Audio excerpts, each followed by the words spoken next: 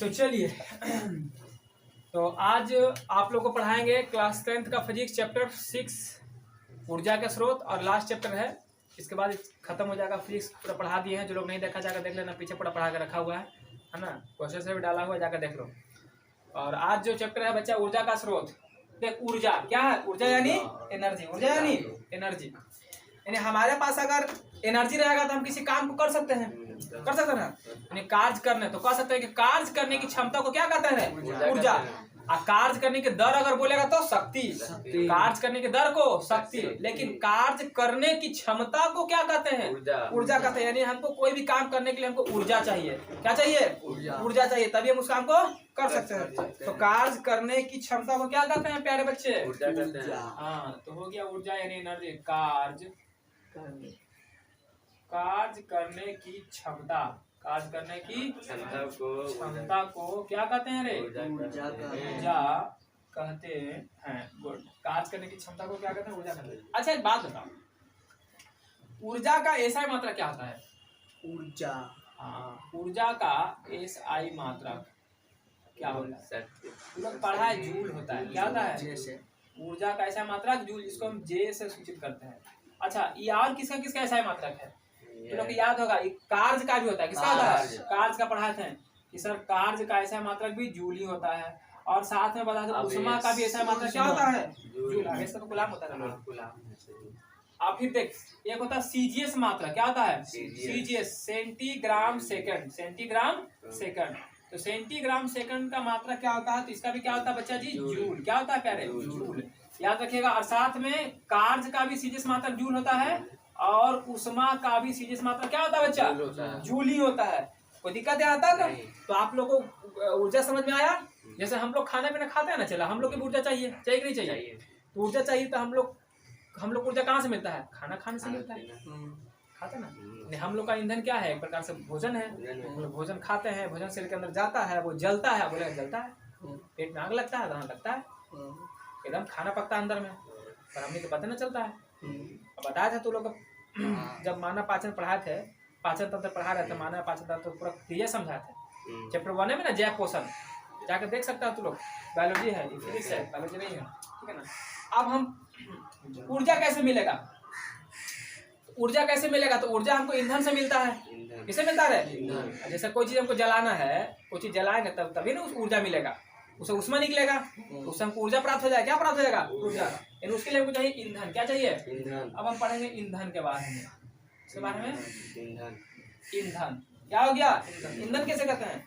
तो कहता है कि वैसा पदार्थ जिसके दहन पर अधिक मात्रा में उष्मा उत्पन्न होता है। जिसके दहन पर अधिक मात्रा में क्या होता है? उष्मा उत्पन्न होता है। यानी वैसा पदार्थ जिसके दहन पर अधिक मात्रा में उष्मा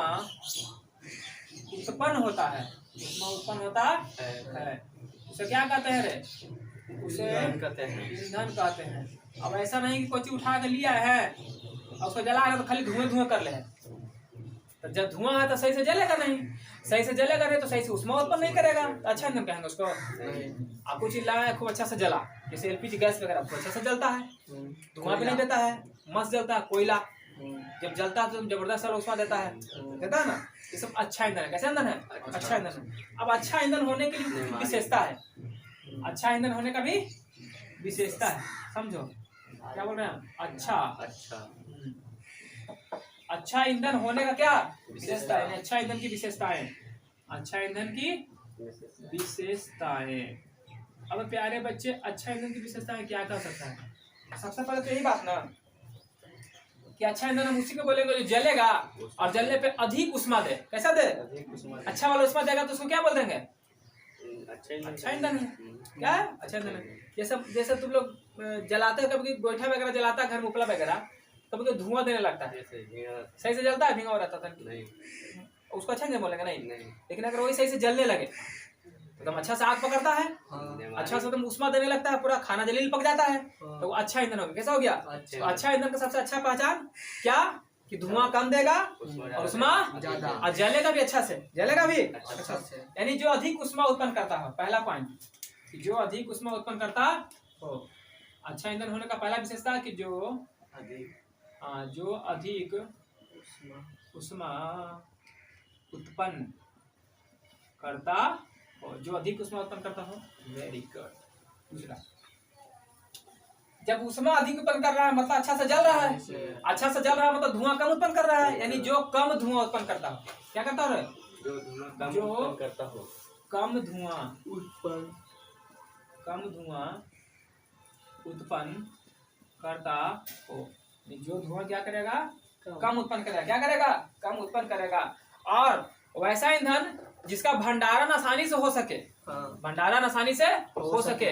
भंडारण का मतलब उसको कहीं पे भी हम सही से रख दे, उसको रखने में ज्यादा हमको खर्चा नहीं आए। ऐसा नहीं जैसे कोयला वगैरह क्या है, कहीं पे भी रख देता है उसको आदमी, तो कह लेके एसी वाला रूम चाहे नहीं ना, कहीं पे रख दिया आराम से पड़ल है, कोई खर्चा ज्यादा है उसमें। ऐसे मैदान में गया जगह पसार दिया, कोई दिक्कत की बात नहीं है।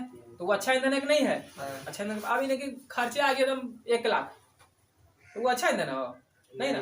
अच्छा, दूसरा, इसका परिवहन भी आसान होना चाहिए।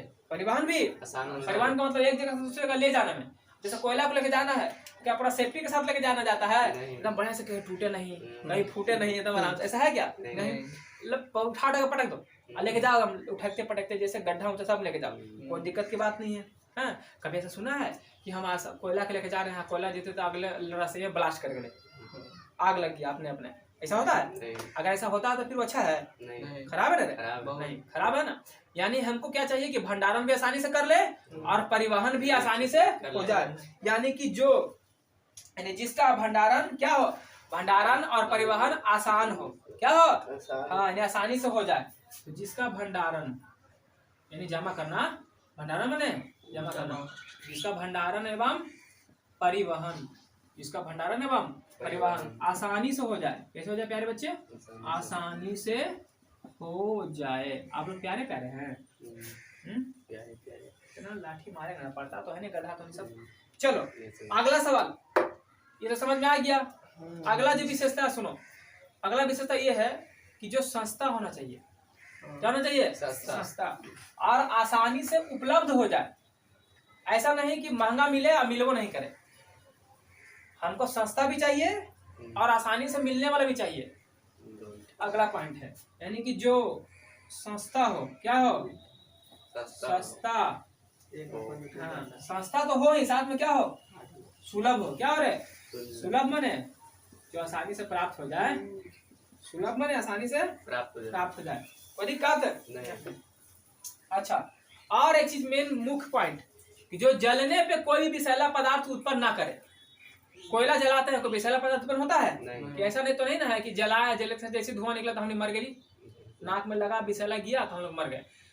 विषैला का मतलब एक प्रकार से जहर, जो हम लोग को नुकसान पहुंचाएगा। ठीक है, जैसे हम लोग गोईठा उपला वगैरह जलाते हैं, LPG जलाते हैं, ये सब जलाते हैं, तो थोड़ा ना विषैला पदार्थ निकलता है? नहीं निकलता है।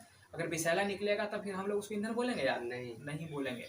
तो क्या कि जो जलने पर है ना, या फिर जलने को ही बोलते हैं दहन। क्या बोलते हैं? जिसके दहन पर विषैला पदार्थ उत्पन्न नहीं हो, विषैला पदार्थ है ना, उत्पाद नहीं बने। उत्पाद का मतलब होता है ना कि जो जलने पे, दहन करने के बाद जो बनता है उसको बोलते हैं उत्पाद। क्या बोलते हैं? उत्पाद। क्या बोले कि जिसके दहन पर कहो, या जिसके दहन से भी कर सकते हैं, है ना, जिसके दहन पर कौन सा उत्पाद नहीं बनना चाहिए रहे? तो विषैला उत्पाद नहीं बने। विषैला उत्पाद नहीं बने, उसको हम क्या बोल देंगे कि अच्छा ईंधन है। ऐसा ईंधन है, अच्छा ईंधन है। अच्छा, एक चीज और याद रखना कि अच्छा ईंधन का एक और मुख्य विशेषता क्या है, कि मान के चलो कोई से ईंधन ले रहे हैं, थोड़ा सा लिए हैं। क्या लिए हैं? थोड़ा सा। और थोड़े सा में जल करके बहुत ज्यादा उसमें दे दिया, अच्छा, और अच्छा ईंधन है। थोड़े सा में जल नहीं कि हमको पकाना है 31 चावल, इतना सारा गोईठा कोयला जला रहे हैं, तो अच्छा ईंधन है? 33 चावल पकाना, 33 में काम हो गया हमारा, तो उसको बोलेंगे अच्छा ईंधन, ना कि इतना सारा वाला को अच्छा ईंधन बोल देंगे। ठीक है ना? यानी जिसका द्रव्यमान या फिर आयतन बोल सकते हैं उसको, जिसमें लंबाई चौड़ाई सब होता है ना, ये सब क्या हो? कम हो, और उसमें उष्मा ज्यादा संचित हो। उष्मा यानी अधिक ऊर्जा उसमें संचित हो। उसको बोलेंगे अच्छा ईंधन। कैसा ईंधन? अच्छा ईंधन। यानी जिसका थोड़ा सा द्रव्यमान या आयतन में, है ना, जिसके थोड़े से द्रव्यमान या आयतन में, जिसके थोड़े से द्रव्यमान या आयतन में, जिसके थोड़े से द्रव्यमान या आयतन में ऊर्जा ज्यादा संचित होना चाहिए। क्या होना चाहिए? ऊर्जा। अधिक ऊर्जा संचित हो, अधिक ऊर्जा संचित हो, अधिक ऊर्जा संचित हो। हम तो क्या बोल देंगे रे? बोल रहे हैं कि अच्छा ईंधन की विशेषता। तो अच्छा ईंधन की कितनी विशेषता बताएं? 6 गो। क्या? जो अधिक ऊष्मा उत्पन्न करता हो, पहला। दूसरा, जो कम धुआं उत्पन्न करता हो, दूसरा। तीसरा, जिसका भंडारण एवं परिवहन आसानी से हो जाए, मतलब एक जगह से रख भी सकते हैं आसानी से, कहीं लेके जाना तो लेके चल जाओ, कोई दिक्कत नहीं है। जो सस्ता हो और साथ में आसानी से प्राप्त हो जाए, यानी सुलभ हो। फिर जिसके दहन पर विषैला उत्पाद नहीं बने, कोई भी जहरीला गैस वैस नहीं बनना चाहिए, तो अच्छा ईंधन है। और जो थोड़ा सा भी लेंगे द्रव्यमान जिसका या आयतन कम हो लेकिन उसमें ऊर्जा अधिक संचित हो, तो उसको बोल रहे हैं कि अच्छा ईंधन है। कोई दिक्कत है? अब हम ऊर्जा को जो है ना, तो इसके बारे पर मुझे ऊर्जा के बारे पर है ना, ऊर्जा को हम 2 भाग में बांट के पढ़ते हैं। कितना भाग में? 2 भाग। एक होता है परंपरागत ऊर्जा। कौन सा ऊर्जा? परंपरागत ऊर्जा। एक होता है गैर परंपरागत ऊर्जा। गैर परंपरागत ऊर्जा। और परंपरागत को ही बोलते हैं हम अनवीकरणीय। क्या बोलते हैं? इसको हम बोल सकते हैं अनवीकरणीय। अनवीकरणीय से तो नहीं याद आ रहा हो कुछ, अनवीकरणीय इसको बोलते हैं नवीकरणीय। क्या बोलते हैं? नवीकरणीय मतलब जिसको द्वारा बना सकते हैं, जो पुनः प्राप्त हो जाए, उसको नवीकरणीय, यानी उसी को बोलते हैं गैर परंपरागत भी, या इसी को बोलते हैं अचक्रीय, या इसी को बोलते हैं अनवीकरणीय, जिसको द्वारा प्राप्त नहीं कर सकते हैं, यानी ये परंपरागत भी बोल सकते हैं इसको, यानी इसको हम पुनः प्राप्त नहीं कर सकते। परंपरागत ऊर्जा को हम पुनः प्राप्त नहीं कर सकते हैं, लेकिन इसको पुनः प्राप्त कर सकते हैं। जैसे आजकल ऊर्जा तो बहुत सारा है ना, जल से विद्युत ऊर्जा बना लेते हैं, पवन ऊर्जा हो गया हमारा, है ना, जल ऊर्जा। पृथ्वी पर खाली पानी पानी है, 3/4 पानी है, कभी खत्म होने वाला है? नहीं। तो कैसा? नवीकरणीय है। हवा कभी खत्म होने वाला है? तो कैसा? नवीकरणीय है। समझ आ रहा है? लेकिन पेट्रोलियम कर ले, कोयला कर ले, ये सब कैसा? ये सब जो हम बना रहे हैं, ये सब जो ऊर्जा प्राप्त करेंगे, ये सब कैसा? अनवीकरणीय, यानी परंपरागत है। कैसा है? परंपरागत है, यानी बाद में खत्म हो जाएगा। ऐसा नहीं है, बना सकते हैं, कोयला बनेगा द्वारा, लेकिन उसको बनाने में लंबा समय लगेगा, लाखों करोड़ों वर्ष लगेगा। उतना टाइम हम जिंदा रहेंगे? पृथ्वी खत्म हो जाएगा तब तक। फिर बन जाएगा। समझ आ रहा है बात को? तो परंपरागत और गैर परंपरागत समझ आ रहा है आप लोग को? तो इसमें अगर कुछ अंतर लिखना रहेगा तो लिख दीजिएगा आप लोग। पहला अंतर क्या हो गया? पहला क्या, इसको पुनः प्राप्त कर सकते हैं? नहीं, पहले बता। नहीं, इसे हम पुनः प्राप्त नहीं कर सकते हैं। इसे पुनः, यानी कि इसका जो भंडार होता है, इसका जो भंडार होता है वह सीमित होता है कि असीमित होता है? जब इसको द्वारा नहीं प्राप्त होता सीमित है। अरे जैसे तूने कहा था कि मोलर रिसीव करा 28 दिन के, फिर करा 56 दिन के, कोई 4 महीने कराता है, और कोई अनलिमिटेड करा देता है। अरे तो ये 56 दिन 28 दिन क्या था? ये लिमिट ना है, सीमित ना है, ठीक है ना? एक दिन खत्म हो जाएगा। अनलिमिटेड में कुछ जितना बताया बताते रहो जिंदगी भर, कभी खत्म नहीं होगा। ये हवा अनलिमिटेड, ये हवा सीमित। समझ गया बात को? यानी इसका भंडार क्या होता है? सीमित होता है। हाँ, यानी जो परंपरागत ऊर्जा होता है, इसका भंडार क्या होता है? सीमित। इसका भंडार सीमित होता है। क्या होता है? सीमित होता है। लेकिन इसका असीमित। कभी पानी खत्म होगा, कभी हवा खत्म होगा, कभी नहीं खत्म होगा, कभी सौर ऊर्जा खत्म होगा, नहीं होगा। तो इसका भंडार, इसका भंडार असीमित होता है। कैसा होता है? असीमित होता है, मतलब इसको हम द्वारा प्राप्त कर ही सकते हैं। जब भंडार सीमित है मतलब खत्म हो जाएगा, तो द्वारा प्राप्त नहीं कर सकते हैं, यानी इसे पुनः प्राप्त नहीं किया जा सकता। बोलो, इसे पुनः प्राप्त कर सकते हैं क्या? नहीं, इसे पुनः प्राप्त नहीं कर सकते हैं, नहीं कर सकते हैं। अब बोलो, इसको पुनः प्राप्त कर सकते हैं? कर सकते हैं। तो इसे पुनः प्राप्त कर सकते हैं या किया जा सकता है, इसको हम पुनः प्राप्त कर सकते हैं। वो देखा था क्या? अब बताओ, सबसे ज्यादा पोल्यूशन कौन फैलाएगा, जलेगा? तो ई वाला, अनवीकरणीय ना। वेरी गुड, क्योंकि इसमें क्या क्या आ रहा है? कोयला आ रहा है, पेट्रोलियम आ रहा है। जैसे कोयला पेट्रोलियम कौन सी आएगा? जैसे क्या बोलेंगे? पेट्रोलियम को चीज आता है, जैसे पेट्रोल हो गया, डीजल हो गया, है ना, ग्रीस हो गया, मोम हो गया। ये सब पेट्रोल जलता है, डीजल जलता है, डीजल का गाड़ी भट चलता है, धुआं फैलाता है, प्रदूषण दे रहा है नहीं दे रहा है? एकरा में कुछ आ सकता है, पानी एकरा में क्या क्या आ सकता है? हमको विद्युत बनाना है, विद्युत ऊर्जा प्राप्त करना है। क्या प्राप्त करना है? तो हम सौर ऊर्जा, जैसे सौर ऊर्जा हो गया, कभी खत्म होगा? नहीं। सौर ऊर्जा आता है, सूरज उगता है तो क्या धुआं लगता है? नहीं। कुछ पोल्यूशन फैलता है? नहीं ना। उसका तुम्हारा और क्या हो सकता है? पवन ऊर्जा, हवा चल रहा है, हवा चलता है तो क्या कुछ अथी होता है, प्रदूषण फैलता है? हवा तो शुद्ध हवा होता है, तो उससे ही पोल्यूशन नहीं फैलता है। पवन ऊर्जा हो गया। उसका तुम्हारा जल ऊर्जा, जल से जो ऊर्जा प्राप्त करेंगे। फिर भूतापीय ऊर्जा, भूमि गर्म हो जाएगा, उससे जो पानी जो गर्म होगा उसके द्वारा हम बिजली प्राप्त कर लेंगे। इससे थोड़ा ना कुछ प्रदूषण फैलने वाला है, नहीं फैलने वाला है। ज्वारीय ऊर्जा, समुद्र में जो लहर आता है तो लहर से ढकेलता है, उसको ज्वार उठता है, टरबाइन को जाकर घुमाता है तो बिजली बन जाता है। तो इससे क्या कोई प्रदूषण फैल रहा है? नहीं। प्रदूषण किससे फैलता है? आनवीकरणीय है। यानी इससे क्या होता है? इससे प्रदूषण फैलता नहीं फैलता है? काम की ज्यादा। हाँ, इससे अधिक प्रदूषण फैलता है, इससे अधिक प्रदूषण फैलता है। और इससे नहीं के बराबर, इससे नहीं के बराबर प्रदूषण फैलता। इससे नहीं के बराबर प्रदूषण फैलता है। कोई दिक्कत यहाँ तक? समझ में आया पॉइंट? तो समझ में, गैर परंपरागत और परंपरागत में अगर अंतर पूछेगा तो तू लोग लिख देगा।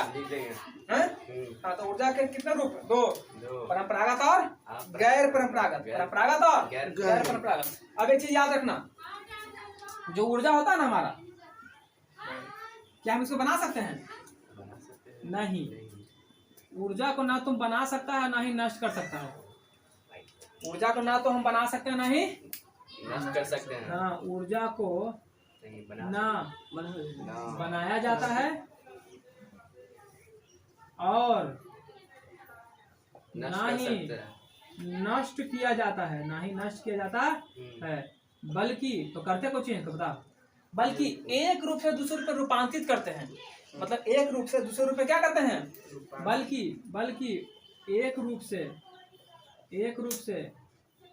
दूसरे रूप में क्या करते थे? इसको रूपांतरित, क्या करते रे? रूपांतरित करते हैं।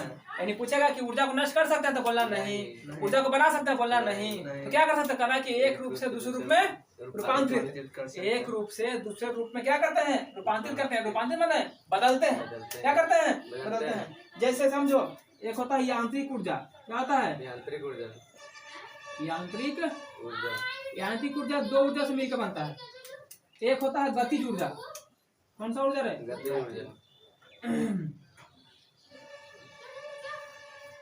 ऊर्जा। एक होता है स्थितिज ऊर्जा। और यही दोनों जुड़ के बनता है यांत्रिक ऊर्जा। तो पूछेगा कि यांत्रिक ऊर्जा बराबर, कभी एग्जाम में देगा, ऑब्जेक्टिव में देगा, यांत्रिक ऊर्जा बराबर ऑप्शन में वैल्यू रहेगा स्थितिज ऊर्जा और गतिज ऊर्जा। तो ये दोनों साथ ही रहेगा, यानी कि दोनों को योगफल है। पूछेगा यांत्रिक ऊर्जा किसे कहते हैं? कहना स्थितिज ऊर्जा और गतिज ऊर्जा के योगफल को क्या कहते हैं? यांत्रिक ऊर्जा कहते हैं। ये सब मान के चलो कि पानी है। क्या है? यहाँ है पानी। मान लेते हैं क्या हमारा पानी शांति से बैठल है, तो शांति पड़ा है ना, इसको बोलेंगे इसमें कौन सा ऊर्जा है? स्थित है ना रे, स्थितिज ऊर्जा। जैसे बहे लगा ना, धारा खोल दिया, बांध खोल दिया, बहने लगा, गति आ गया ना, तो कौन सा ऊर्जा? तो देख, पहले जब पानी शांत था तो कौन सा ऊर्जा में था? स्थितिज ऊर्जा में था ना, लेकिन जब बहने लगा तो कौन सा ऊर्जा में आ गया? यानी हम कह सकते हैं कि जो स्थितिज ऊर्जा होता है, स्थितिज ऊर्जा जो होता है वह किसमें बदलता है? गतिज ऊर्जा में। और फिर गतिज ऊर्जा पानी के फिर रोक दे तो फिर किसे बदल गया? यानी गतिज ऊर्जा किसे बदल जाएगा? स्थितिज ऊर्जा गतिज ऊर्जा में बदलता है और गतिज ऊर्जा किसे बदलता है? स्थितिज ऊर्जा में बदलता है। कोई दिक्कत है यहाँ तक? नहीं। अब तुम लोग पढ़ा होगा, पढ़ाए थे तुम लोग पिछले क्लास में डायनेमो के बारे में, याद है? भूल गया? या इसे बोल सकते हैं विद्युत जनरेटर या विद्युत जनित्र। जनित्र कहो या जनरेटर कहो। अच्छा, इसका क्या काम था? कि कौन से ऊर्जा को कौन से बदल रहा था? डायनेमो में हम क्या दे रहे थे? साइकिल में लगाया था डायनेमो, जनरेटर कैसे हाथों से मारता है, तो यांत्रिक अंदर से ऊर्जा लगा रहा है, तो यांत्रिक ऊर्जा दे रहा है। यांत्रिक ऊर्जा देकर कौन सी बदल रहा था? विद्युत में। यानी ये यांत्रिक ऊर्जा को किसे बदल देता है? विद्युत ऊर्जा। यानी ई जो है यांत्रिक ऊर्जा को विद्युत ऊर्जा में बदल देता है। विद्युत ऊर्जा में क्या करता है? बदलता है। यानी यांत्रिक ऊर्जा से विद्युत ऊर्जा में क्या कर देता है? बदलता कौन, डायनेमो का है या विद्युत जनरेटर का है? देख यहाँ पर देख, ऊर्जा बन रहा है, बिगड़ रहा है ना, सुनना बदल रहा है। पहले हम उसको यांत्रिक ऊर्जा दिए और यही बदल के किसमें चल गया? विद्युत ऊर्जा में। वही ना बोला, ऊर्जा ना बना सकता ना बिगाड़ सकता, बल्कि एक रूप से दूसरे रूप में क्या होता है? रूपांतरित होता है। यानी यहाँ यांत्रिक से किसमें बदल गया? जैसे यहाँ स्थिति से बदल रहा था गति में, गति से बदल रहा था स्थिति में। वो दिक्कत है आता का नहीं। इस वक्त तुम लोग को बता देगा विद्युत मोटर। विद्युत मोटर में क्या कर रहे थे बताओ? इसमें से कौन सा ऊर्जा कौन ऊर्जा परिवर्तित होगा? विद्युत मोटर नाम में विद्युत, यानी इसमें विद्युत देंगे, विद्युत जैसे पनिया भरे मोटर में विद्युत देंगे बटन टिप करके, तो कौन सी होने लगा है? अंदर में यांत्रिक ऊर्जा काम कर लगता है और पानी खिंचा लगता है। यानी विद्युत ऊर्जा को किसे बदलता है? विद्युत ऊर्जा के यांत्रिक ऊर्जा में। यांत्रिक ऊर्जा में। तो लिखेंगे कि सर ये विद्युत ऊर्जा को किसे बदलेगा? यांत्रिक ऊर्जा में क्या कर देता है? बदल देता है। कोई दिक्कत है? नीचे दिख रहा है, देखो नीचे दिख रहा है। अब तो लोग सूरज से आता है ना, सोलर प्लेट लगा के रखता है, तो लोग लगता नहीं रखता है सोलर प्लेट, ऊपर से बल्ब जलाते हैं। तो सोलर प्लेट में कौन सा ऊर्जा बदलता है? तो सोलर प्लेट में सौर ऊर्जा है। सूरज में कौन ऊर्जा रे? सौर ऊर्जा। यानी सर सौर ऊर्जा है। कौन सा ऊर्जा है? सौर ऊर्जा। और सौर ऊर्जा को हम बोल सकते हैं प्रकाश ऊर्जा भी। ऐसा ऊर्जा प्रकाश में आ रहा है। तो सौर ऊर्जा किसे बदलता है? सौर ऊर्जा को किसे बदलता है? अरे लोल इंसान जब होने से धूपवा लगा है तो बल्ब जले, तो विद्युत ना होने। तो विद्युत ऊर्जा में कौन सा ऊर्जा में? विद्युत ऊर्जा में बदलता है। हाँ, विद्युत ऊर्जा में क्या कर देता है? इसको बदल देता है। कौन? सौर ऊर्जा। उन लोगों को दिखाया था फिगर में, किताब में, पवन चक्की वाला। पवन नाचता है, यानी हवा के द्वारा भी विद्युत का उत्पादन करते हैं। करते हैं नहीं करते हैं? कहाँ लिखना ऊपर से देख पवन ऊर्जा। कौन सा ऊर्जा? पवन ऊर्जा में क्या हो जाएगा? तो सर पवन ऊर्जा में जो पवन ऊर्जा होगा ना, पवन ऊर्जा क्या करेगा? पवन चक्की न था रहे, चक्की मतलब चक्का रहता है पंखा के जैसा। पवन ऊर्जा को किससे बदलेगा रे? विद्युत ऊर्जा में। किसमें? पवन ऊर्जा को विद्युत ऊर्जा में क्या कर देगा? बदल देगा। कोई दिक्कत है? तो लोग बैटरी का नाम सुना है? बैटरी सुना है तू लोग? तो बैटरी में कौन सा ऊर्जा होता है? रासायनिक ऊर्जा होता है। कैसा होता है? रासायनिक ऊर्जा किसे बदलेगा? विद्युत ऊर्जा। हाँ, रासायनिक ऊर्जा को किसे बदल देगा? विद्युत ऊर्जा था ना, बोल जलने लगता है। विद्युत ऊर्जा में रासायनिक ऊर्जा को विद्युत ऊर्जा में क्या करता है? बदलता है। तो लोग लाउड स्पीकर का नाम सुना है? लाउड स्पीकर में कौन सा ऊर्जा देते हैं तो कौन सा ऊर्जा मिलता है? अरे लोल इंसान, लाउड स्पीकर जब बॉक्स लाता है, चोंगा लाता है, तो लैंग्वेज देता है, करंट देता है। जैसे करंट देते हैं तो भन भन आवाज निकलने लगा है। मतलब विद्युत ऊर्जा को बदल दिया किसमें? ध्वनि ऊर्जा में। किसमें?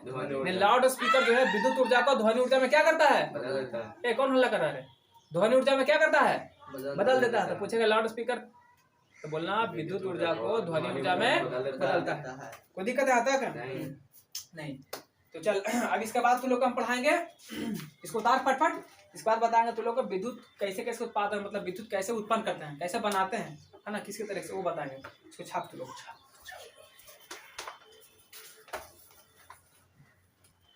चलो ध्यान दो। तब तुम लोग को पढ़ा दिए, ऊर्जा के बारे में पढ़ लिया।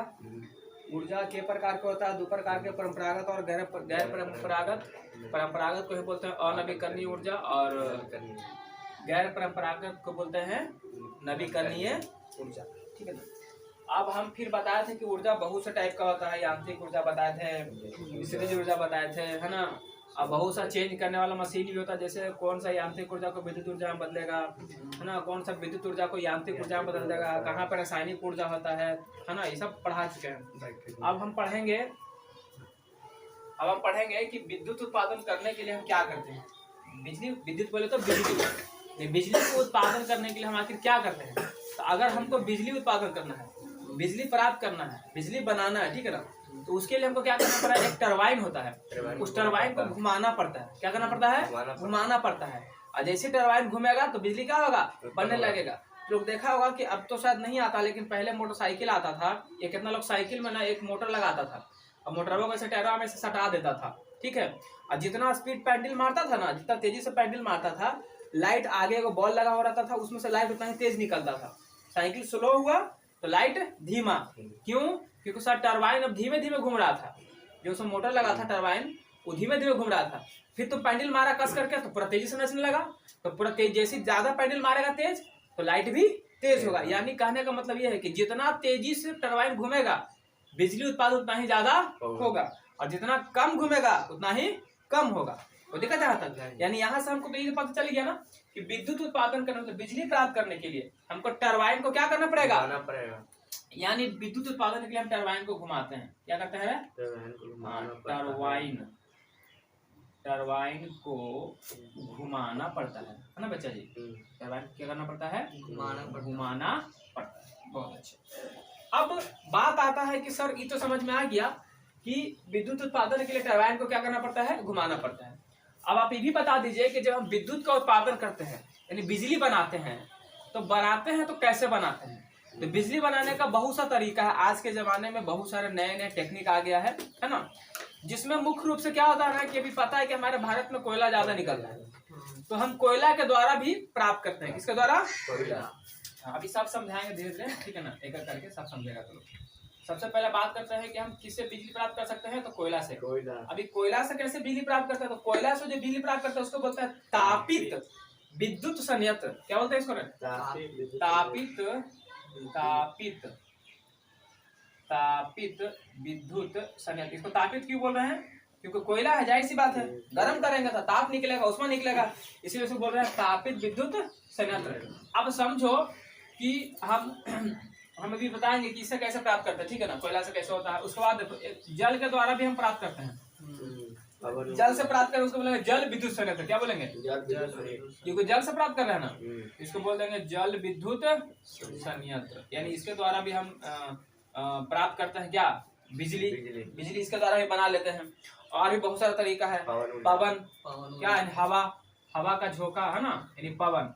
तो पवन से भी हम प्राप्त करते हैं, पवन विद्युत संयंत्र बोल सकते हैं इसको। तो पवन से जो प्राप्त करते हैं तो उसको पवन ऊर्जा भी बोल सकते हैं। नहीं, पवन ऊर्जा के द्वारा भी हम क्या करते हैं? बिजली को प्राप्त कर लेते हैं, है ना। बड़ा बड़ा पंखा लगा देते हैं समुद्र के किनारे में, और वो पंखा घूमता है और उसी के माध्यम से टरबाइन घूमेगा, ठीक है ना। तो टरबाइन घूमेगा तो बिजली क्या होगा? उत्पन्न होगा। अब समझो कि कोयला से कैसे हम विद्युत संयंत्र मतलब कोयला से हम कैसे प्राप्त करते हैं बिजली।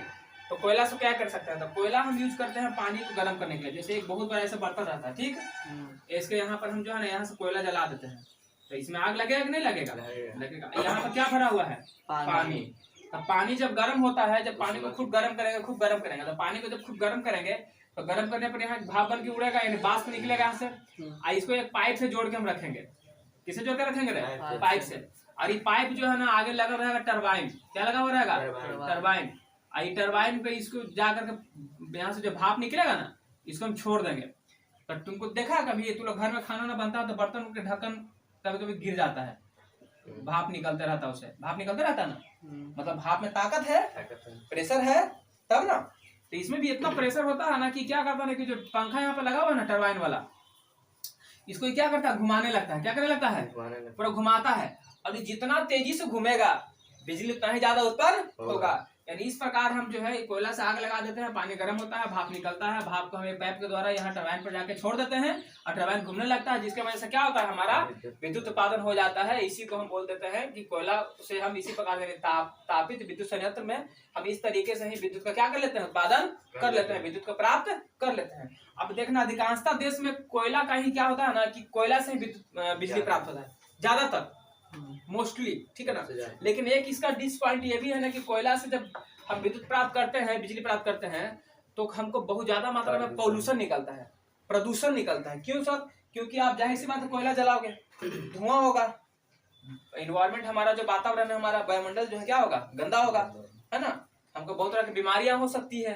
तो इससे क्या होता है? प्रदूषण बहुत ज्यादा होता है। यानी हम कह सकते हैं कि इसमें तुमको प्रदूषण बहुत ज्यादा होगा। क्या होगा? प्रदूषण ज्यादा होता है, प्रदूषण ज्यादा। अच्छा, दूसरी पॉइंट, प्रदूषण ज्यादा होता है, यहाँ से समझ में आ रहा है। ये नवीकरणीय स्रोत है कि अनवीकरणीय स्रोत है। तो ये है अनवीकरणीय स्रोत। कैसा स्रोत? यानी कि परंपरागत ऊर्जा। कैसा ऊर्जा रे? परंपरागत ऊर्जा। क्यों, समझ में आ रहा है? ये अनवीकरणीय है। इसको हम अनवीकरणीय क्यों बोल रहे हैं तो बताएगा हमको। अनवीकरणीय ऊर्जा का स्रोत है। कोई पूछ देगा कि बताओ तापित विद्युत संयंत्र जो कोयला के द्वारा प्राप्त करते हैं वो कैसा ऊर्जा है? क्या बोलना? अनवीकरणीय। क्यों? क्योंकि भैया कोयला है, फिक्स डिपॉजिट में अंदर जमा है, सीमित मात्रा में है, जमीन के अंदर सीमित मात्रा में है। कोयला एक समय खत्म हो जाएगा। और ऐसा नहीं है कि कोयला हम प्राप्त नहीं कर सकते हैं, प्राप्त कर सकते हैं, लेकिन कोयला को बनने में लंबा समय लगेगा। नहीं रहे, लाखों करोड़ों वर्ष लगेगा, तब जाके तब तक हम लोग जिंदा न रहेंगे। रहेंगे जिंदा? इवन हमारा आगे का पीढ़ी भी कुछ हद तक जिंदा नहीं रहेगा, तब जाके कहीं कोयला बनेगा। तो इसीलिए हम इसको अनवीकरणीय बोलते हैं कि ये सीमित मात्रा में है और इन फ्यूचर ये क्या हो जाएगा? खत्म हो जाएगा। धीरे धीरे ये खत्म हो जाएगा। तो कोयला से समझ में आ गया पॉइंट। अब हम आगे बढ़ते हैं जल विद्युत संयंत्र। आई थोड़ा महंगा पड़ता है कोयला। क्या होता है? महंगा पड़ता है, कॉस्टली पड़ता है। कॉस्टली नहीं पड़ेगा, बोलो। कोयला को निकालने में खर्च आता है ना बच्चा? हाँ, तो जाहिर सी बात है कि महंगा पड़ता है। चलो ये तो समझ में आ रहा है, लेकिन संस्था कौन पड़ेगा? तो संस्था पड़ेगा हमारा जल वाला। कौन सा? जल वाला। आसान है। जैसे जल विद्युत संयंत्र, इसमें क्या होता है? इससे भी हम बिजली प्राप्त करते हैं। कैसे? ये सब ज्यादातर यूज कहाँ पर होगा? पहाड़ी इलाका में। कहाँ पे? जैसे मान लो कि पहाड़ी इलाका है, यहाँ कहीं से पानी आ रहा है, कहीं से पानी, हम पानी को यहाँ पर स्टोर करके रख लेंगे। क्या कर लेंगे? मतलब जमा कर लेंगे। पानी को क्या कर लेंगे? जमा कर लेंगे। यानी पानी यहाँ से आ रहा था, पानी को जमा कर लेंगे। हम जा रहे हैं कि पहाड़ी इलाका मतलब ऊंचाई पर है ना? ऊंचाई पर। अब इसके नीचे ही हम लगा देंगे टरबाइन। क्या लगा देंगे? टरबाइन नीचे लगा दो। जैसी टरबाइन नीचे लगाएगा तो यहाँ पर पानी हम जमा करके रखे हैं। जब ढेर सा पानी जमा हो जाएगा तो हम क्या करेंगे? पानी को यहाँ से खोलेंगे। यहाँ पर जो हम रोक के रखे होंगे फाटक वगैरह, जिस भी चीज से बांध के द्वारा बना के रखेंगे, जो गेट लगाएंगे उसको खोलेंगे तो पानी यहाँ से गिरेगा इसके ऊपर। अच्छा, पानी इसके ऊपर गिरेगा तो इसको घुमाएगा इस तरीके से, नचेगा। और जितना ही स्पीड नचेगा बिजली उतना ही ज्यादा उत्पन्न हो जाएगा। यानी इस तरीके से हम जल के द्वारा क्या करते हैं? बिजली का उत्पादन कर लेते हैं। या फिर देखना कहीं कहीं पर नदी वगैरह होता है ना, तो वहाँ बांध बना देता है। क्या बनाता है? बांध। और नीचे लगा देगा टरबाइन। नीचे टरबाइन लगा देगा इस तरीके से। अब बांध फाटक खोलेगा तो पानी गिरेगा, फिर से ही घूमेगा। घूमेगा नहीं घूमेगा? ये क्वेश्चन आता भी है ना कि पानी में कौन सा किस ऊर्जा की स्थिति के कारण, पानी में किस ऊर्जा की स्थिति के कारण हम उसे बिजली प्राप्त कर लेते थे? गतिज ऊर्जा की स्थितिज ऊर्जा? स्थितिज ऊर्जा बताया था ना। क्योंकि पानी यहाँ पर जमा है ना रे, तो पानी जमा है, तो पानी जमा है तो यहाँ पर कौन सा ऊर्जा है? इसी ऊर्जा का हम प्रयोग कर रहे हैं यहाँ पर। ये अलग बात है कि वो फिर गिरने लगा तो गतिज ऊर्जा बदल गया, लेकिन मुख्य रूप से हम इसका स्थिति ऊर्जा का उपयोग किए हैं। समझ आ रहा बात को? तो इसको याद रखना, ठीक है। तो जल विद्युत ऊर्जा जो है ये क्या है? ये मुख्य रूप से आसान मतलब कम खर्च में इसको प्राप्त कर सकते हैं। अच्छा, दूसरी चीज, जो जल विद्युत संयंत्र मतलब इससे जो हम बिजली प्राप्त कर रहे हैं, तो जल ये जो होगा कैसा होगा? नवीकरणीय होगा। क्या नवीकरणीय होगा? नवीकरणीय। जल कभी खत्म होने वाला है? पृथ्वी पर 3/4 में तो खाली पानी है, कोई जिंदगी में खत्म होगा ही? ये नवीकरणीय ऊर्जा का स्रोत है। नवीकरणीय ऊर्जा का स्रोत। कोई दिक्कत यहाँ तक नहीं। अब हम बात करते हैं हवा। हवा बोले तो पवन, हवा बोले तो पवन, यानी पवन ऊर्जा। और पवन ऊर्जा किसके द्वारा प्राप्त करते हैं? पवन चक्की के द्वारा। पवन चक्की लगा होता है किसके द्वारा? पवन चक्की के द्वारा। क्या होता है ना, जैसे देखो मान लो समुद्र है। क्या है? समुद्र। ये है समुद्र। आइए हमारा पृथ्वी। क्या है? पृथ्वी। पता है ना पृथ्वी गर्म होता है। सूर्य से जो अवरक्त किरणें आती है वो पृथ्वी को क्या करती है? गर्म करती है। पृथ्वी की सतह को गर्म कर देता है, क्योंकि उष्मा जो अवरक्त किरण में ही होता है, ठीक है ना। तो पृथ्वी की सतह को गर्म करेगा तो पृथ्वी पर हवा भी है ना बच्चा, वायुमंडल है ना यहाँ पर। और तुमको पता है कि जब हवा गर्म होता है ना तो ऊपर की तरफ उठता है। हवा गर्म होकर ऊपर की तरफ उठता है। जो गर्म हवा होता है वो कहाँ उठता है? ऊपर की तरफ उठता है। और जो ठंडा हवा होता है ना, ये ऊपर जाएगा फिर ठंडा होगा। तो ठंडा हवा ठंडा होकर फिर कहाँ आएगा? वापसी नीचे आएगा। और नीचे आके फिर ठंडा हवा यहाँ से इधर आते रहेगा, ऐसे घूमते रहता है, ऐसे जाता है, ऐसे घूमते रहता है, ठीक है ना। अब समझना बात को। पृथ्वी पर गर्म हवा है, आई पृथ्वी के लगले सटले बॉर्डर पर यहाँ समुंदर है, ठीक है, किनारा तट बोल सकते हैं हम। अब यहाँ पर गर्म हवा जो ऊपर की तरफ उठा कि नहीं उठा? तो नीचे का जगह खाली हुआ ना, आई ऊपर जाने पर ठंडा हो गया। ठंडा होगा फिर वापस कहाँ आ गया? समुद्र में। आया कि नहीं आया? समुद्र की तरफ चला गया है। और समुद्र से फिर वही हवा जो वापस कहाँ आ रहा है? पृथ्वी की तरफ आ रहा है। मतलब ठंडा हवा भारी होकर नीचे आया और फिर ठंडा हवा इसको समुद्र की तरफ से इधर आ गया, पृथ्वी की तरफ आ गया, फिर गर्म होगा फिर उठेगा। इस तरीके से ऐसे घूम रहा है नहीं घूम रहा है? तो हम जो पवन चक्की क्यों लगाते हैं समुद्र के किनारे? क्योंकि हमको पता है कि यहाँ से हवा उठ रहा है, वापस इधर जा रहा है, फिर से घूम के आ रहा है, मतलब समुद्र से पृथ्वी की तरफ आ रहा है। यानी हवा जो है समुद्र से पृथ्वी की तरफ बहते रहता है हमेशा, और तेजी से बहता है, स्पीड में बहता है। इसलिए हम क्या करेंगे ना कि हम यहीं पर लगा देंगे पवन चक्की, यहीं बड़का पंखा लगा देंगे। क्या लगा देंगे? पंखा लगा देंगे। अब सोचो कि यहाँ से उठा, ये गया, ये आया, इसको ढकेलेगा, डैना को ढकेलेगा, ये खूब नचेगा कस कस के पवन चक्की। पवन चक्की नचेगा तो बिजली को हम क्या कर लेंगे? प्राप्त कर लेंगे। कोई दिक्कत यहाँ तक। लेकिन इसका भी कंडीशन है। ये तो ठीक है कि हम इसको पहला पॉइंट समझ में आ गया कि हम इसको कहाँ लगाते हैं। पहला पॉइंट कहाँ लगाते हैं बोल? तो सर समुद्र के किनारे। समुद्र के किसको लगाते हैं रे? पवन चक्की को लगाते हैं। क्यों लगाते हैं? क्योंकि हवा तेज बहती है, हवा तेज बहती है। समझ में आ रहा है बात को? अच्छा ये बताओ कि हवा तेज बहती है, इसके पर क्वेश्चन पूछता है कि समुद्र के किनारे लगे पंखे, समुद्र के किनारे लगे पवन चक्की को मिनिमम कितना हवा चाहिए, कितना रफ्तार का हवा चाहिए? तो याद रखना 15 किलोमीटर पर घंटा। 15 किलोमीटर हाँ मिनिमम चाहिए। कितना चाहिए? मिनिमम मतलब कम से कम, ठीक है ना? 15 किलोमीटर पर घंटा हमको चाहिए। एक सवाल और पूछ सकता है कि ऐसा कौन सा देश है जहाँ पर बहुत ज्यादा पवन चक्की लगा, मतलब उसको पवन चक्कियों का देश कहते हैं, मतलब सबसे ज्यादा बिजली उत्पादन वो इसके माध्यम से करता है। तो पूछेगा कि पवन चक्की का देश किसको कहते हैं? पवन चक्की, पवन चक्की का देश तो किसको कहते हैं? डेनमार्क को। तो कहते हैं डेनमार्क को। किसको कहते हैं रे?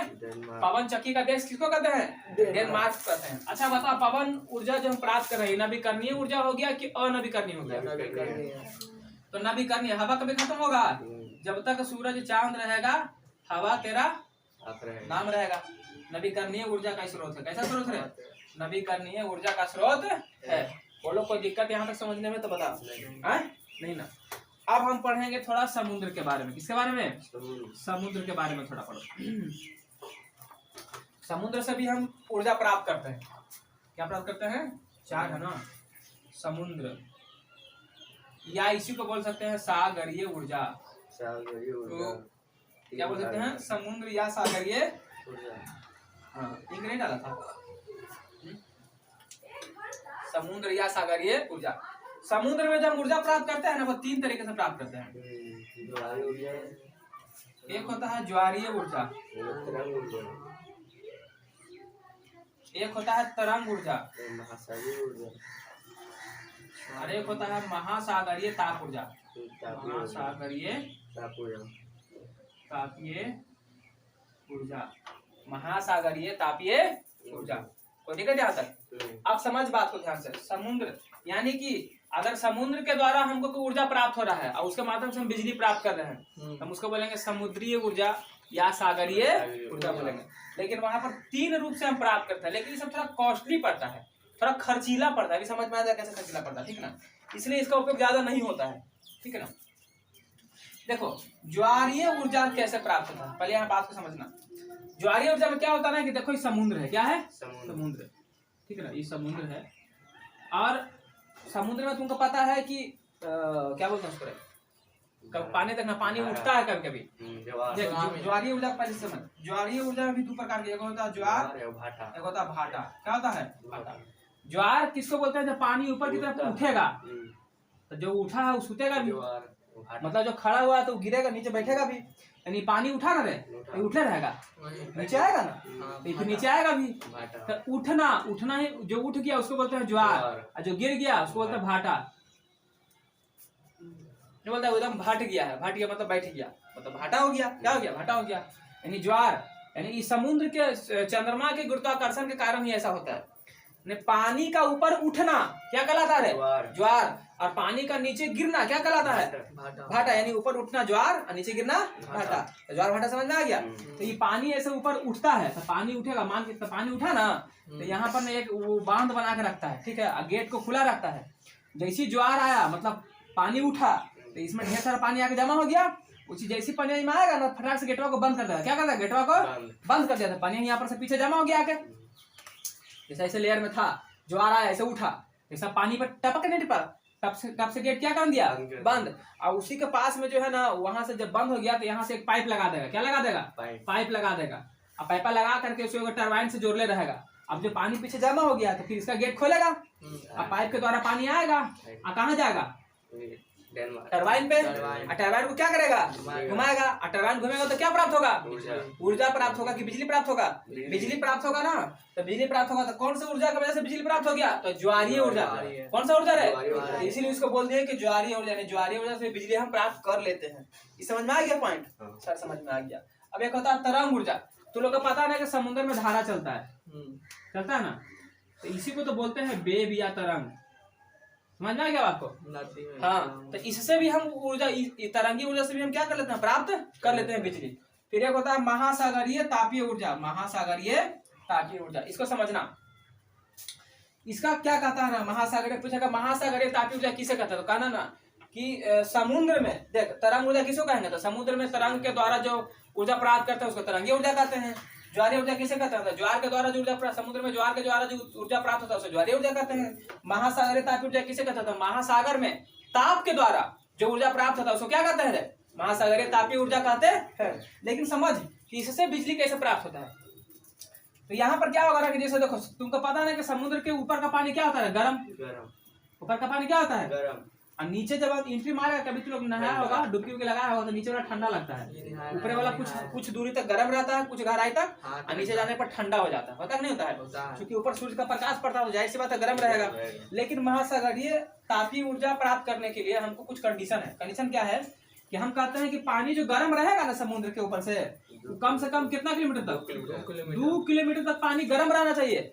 और ऊपर में गर्म है, मान लो ऊपर गर्म है, नीचे क्या है, मान लेते हैं ऊपर 100 डिग्री सेल्सियस है, कितना है, पानी का टेम्परेचर कितना हो गया, और वही हम नीचे गए हैं, तो नीचे हम ऐसा मान लेते हैं, ऐसा मान रहे हैं, ठीक है ना, कि 80 डिग्री सेल्सियस कितना है, 80 डिग्री जो ठंडा है, मान के चल रहे हैं, ठीक है ना।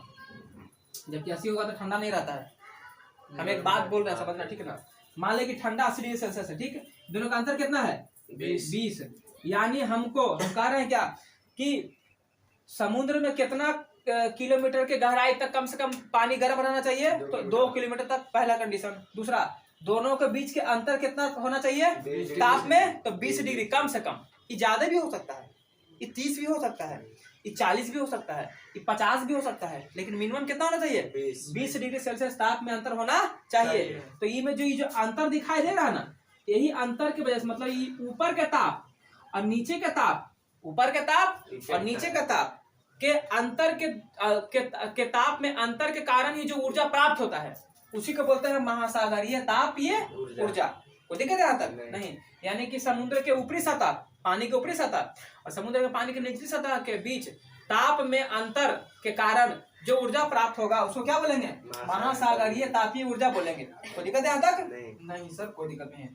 तो महासागरीय तापीय ऊर्जा समझ में आ गया।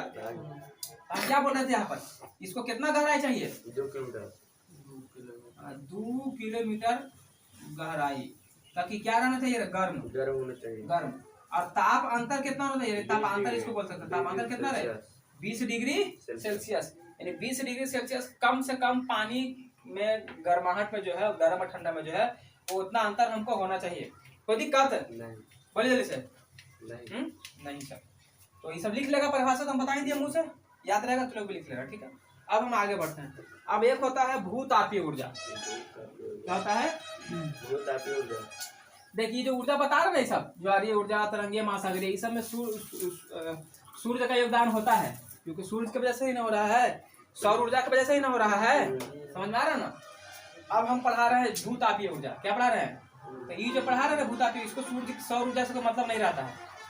ये जो पढ़ा रहे हैं कितना, 5 नंबर है ना, भूतापीय ऊर्जा, भूतापीय ऊर्जा, इसको इसमें डालेंगे, इसको जो है ना सौर ऊर्जा से मतलब नहीं है, ठीक है ना।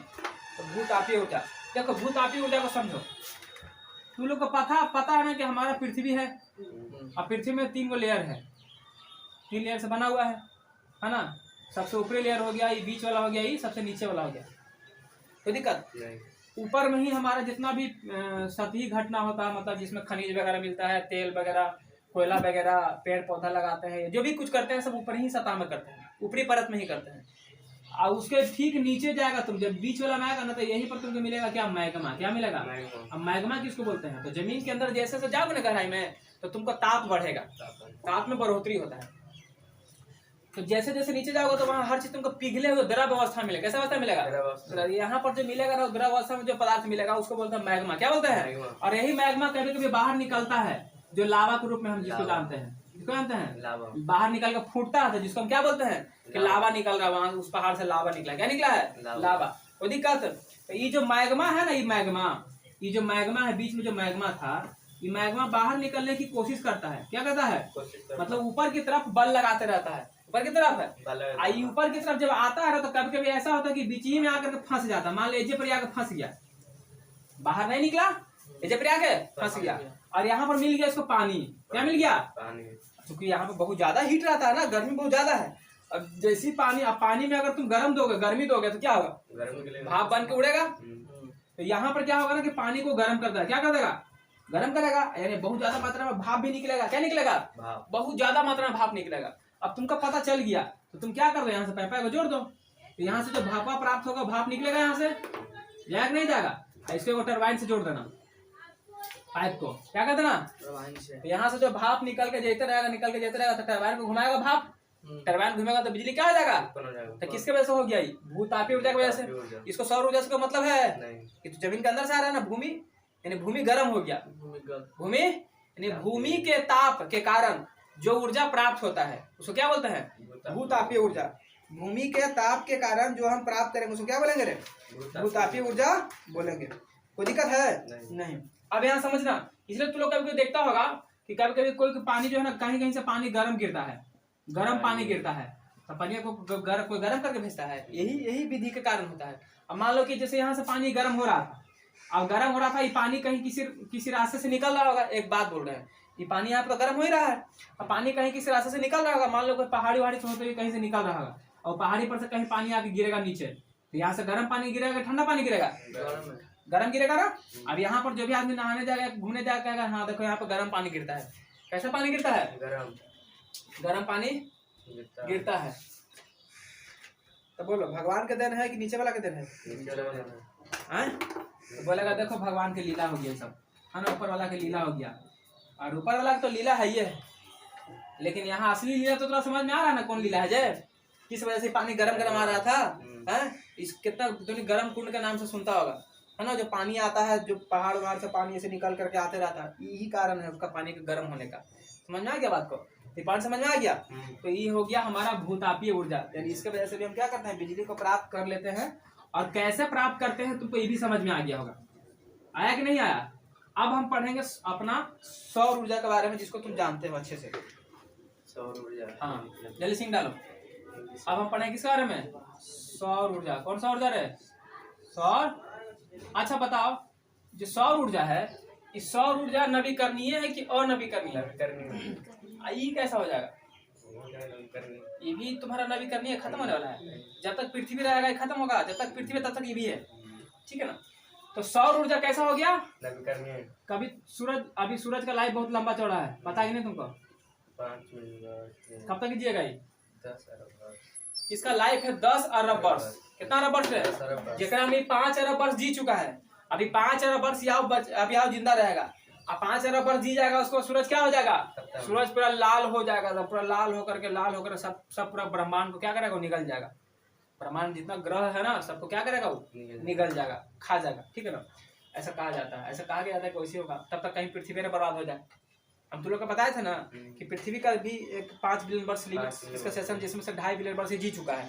ठीक है, अब बर्बाद कैसे होगा पृथ्वी? तो बोले थे कि एक समय ऐसा आएगा कि चांद जो है हमारा चांद, वो चांद हमारे पृथ्वी के नजदीक आने लगेगा। इधर ध्यान दो, चांद नजदीक आने लगेगा। चांद नजदीक आएगा तो क्या होगा? समुद्र में ज्वार उठेगा, और ज्वार के कारण पृथ्वी क्या हो जाएगा? नष्ट हो जाएगा। ठीक है ना?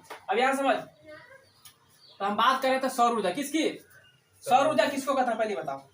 तो सूर्य से प्राप्त ऊर्जा, सूर्य से प्राप्त ऊर्जा को क्या कहते हैं? सौर ऊर्जा। ला हो गया। और सौर ऊर्जा को हम 2 रूप में प्राप्त करते हैं। इस रूप में यानी हम इसको 2 विधि से प्राप्त करते हैं। एक तो हम तुम नाम सुना होगा सोलर कुकर का। क्या? Solar cooker. और एक होता है सौर सेल, यानी सोलर प्लेट जिसको बोल सकते हैं, सोलर प्लेट बोल सकते हैं। कोई दिक्कत है? नहीं। ला हो गया रे।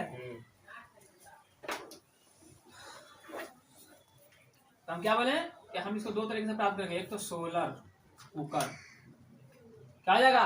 Solar cooker. कुकर। एक हमारा क्या हो जाएगा? Solar plate. सोलर कुकर एक हो गया। Solar plate. हाँ सोलर प्लेट। सोलर सोलर या इसको हम बोल सकते हैं सूर्य प्लेट, जिसको बोलते हैं सूर्य प्लेट बोल सकते हैं। सूर्य प्लेट इसको हम या सौर प्लेट बोल सकते हैं, ठीक है ना। अब सुना, ये है हमारा सोलर कुकर। अब सोलर कुकर से हम कैसे सौर ऊर्जा प्राप्त कर लेते हैं, पहले इस बात को समझो। सोलर कुकर को हम बोल सकते हैं सौर कुकर। क्या बोल सकते हैं? हम इसको सौर कुकर भी बोल सकते हैं। कैसे प्राप्त करते हैं सर, समझना बात को। आयत के जैसा है, वैसे बॉक्स जैसा बना रहेगा कुकरवा, ठीक है ना। एक अंदर पूरा काला काला रंग से रंगल रहता है, चारों पट्टी। कैसा रंग से रहेगा? काला रंग से। काला रंग से। आई ऊपर में एक ढक्कन लगा रहेगा जिसमें शीशा लगा रहता है। कौन सा शीशा रहता है? अवतल दर्पण। सॉरी शीशा बोला, दर्पण रहता है। कौन सा दर्पण रहता है? और अवतल दर्पण का काम क्या है? प्रकाश को एक जगह पर भेजना, इसीलिए हम यहाँ पर लगाते हैं अवतल दर्पण। उत्तल दर्पण लगाएंगे तो वो फैला देगा, इसीलिए अवतल दर्पण को बोलते हैं अभिसारी दर्पण। क्या बोलते हैं?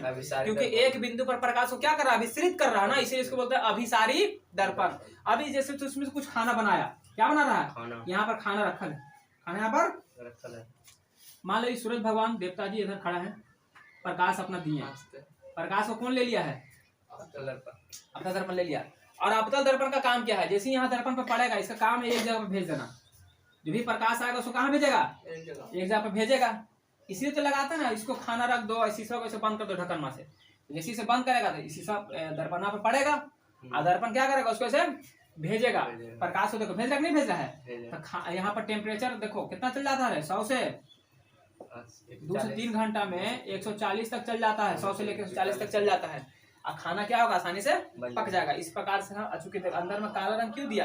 क्योंकि काला रंग जो है ना ऊष्मा का अवशोषक होता है। जैसे यहाँ पर टेम्परेचर आएगा, ऊष्मा आएगा ना, उसको वापस जाने नहीं देगा, पकड़ के रखेगा। क्या करेगा? पकड़ के रखेगा। इस तरीके से हम आसानी से खाना बना सकते हैं। तो सोलर कुकर के द्वारा हमको कौन सा ऊर्जा प्राप्त हुआ? सौर ऊर्जा। कौन सा ऊर्जा? हाँ, सोलर कुकर के द्वारा हमको सौर ऊर्जा प्राप्त हुआ। कोई दिक्कत है यहाँ तक? नहीं। तब बताओ सोलर कुकर में कौन सा दर्पण है? अवतल दर्पण है। इसमें जो दर्पण लगा हुआ कौन सा है? अवतल दर्पण। अवतल दर्पण। और टेम्परेचर भी याद रख लेना, तापमान याद रखना पूरे तक। कितना है? 100 से 140। लगभग 2 से 3 घंटा में हो जाता है। लगभग 2 से 3 घंटा में क्या करता है?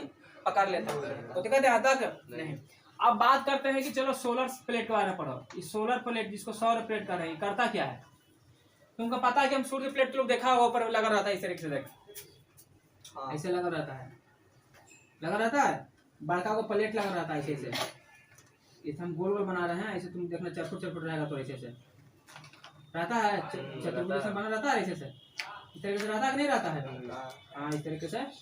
तो ये सब छत्ता पर देखा होगा कहीं कहीं ऐसे रहता है ना? ठीक है, अब यहाँ ध्यान दो, इस तरीके से रहता है। प्लेट बड़ा बड़ा प्लेट बिछाया हुआ रहता है। इसका काम क्या है? तो सर ये है सूर्य।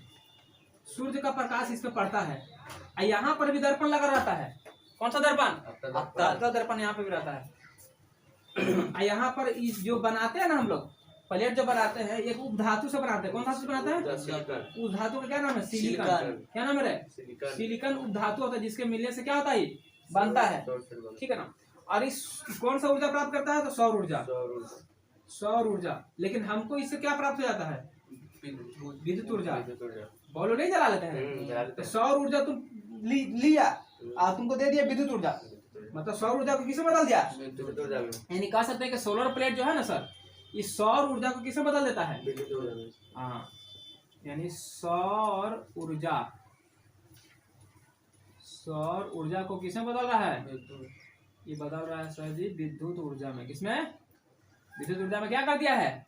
यानी सौर ऊर्जा से हो गया विद्युत ऊर्जा में परिवर्तन। तो पूछेगा सौर ऊर्जा को विद्युत ऊर्जा में कौन बदलता है? तो सोलर प्लेट। Solar plate. कोई दिक्कत है यहाँ तक? बोलिए जैसे नहीं। अब हम बोले कि इसमें एक धातु का उपयोग करते हैं, उसका क्या नाम है? सिलिकॉन। कि जो बना होता है ना, एक धातु से बना होता है, उसको क्या बोलते हैं? सिलिकॉन। अब ये भी हो सकता है कि तुमसे भी पूछेगा कि सौर प्लेट किसे कहते हैं? सौर प्लेट। तो देख प्लेटा में छोटा छोटा ढेर में सेल लगल है। देखा तो करिया करिया से सेल लगल रहेगा, दिखाई दे रहा है? ये कब क्या है? सेल है, दिखाई दे रहा है। क्या है? सेल। सेल है। जो कलर रंग है क्या है? सेल है। ऐसा ढेर बड़े सेल रहता है, नहीं रहता है? यही ढेर सारा सेल मिलकर क्या बना देता है? पूरा प्लेट बना दिया ना बनाया प्लेट। देखो ना, कुछ समझ नहीं आ रहा था लोग को? हाँ आ रहा है ना, क्या आ रहा है?